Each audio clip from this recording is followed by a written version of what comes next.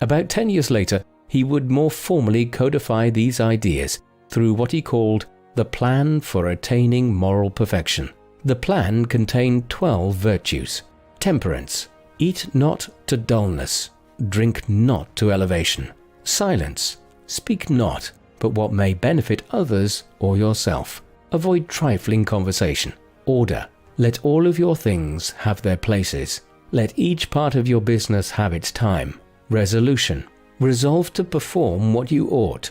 Perform without fail what you resolve. Frugality. Make no expense, but to do good to others or yourself. That is, waste nothing.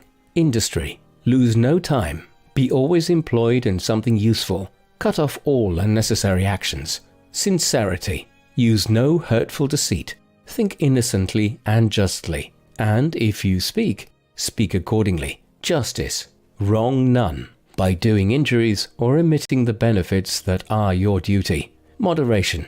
Avoid extremes. Forbear resenting injuries so much as you think they deserve. Cleanliness.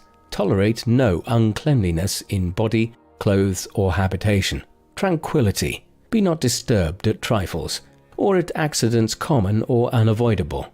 Chastity. Rarely use venery or sexual indulgence, but for health or offspring. Never to dullness, weakness, or the injury of your own or another's peace or reputation.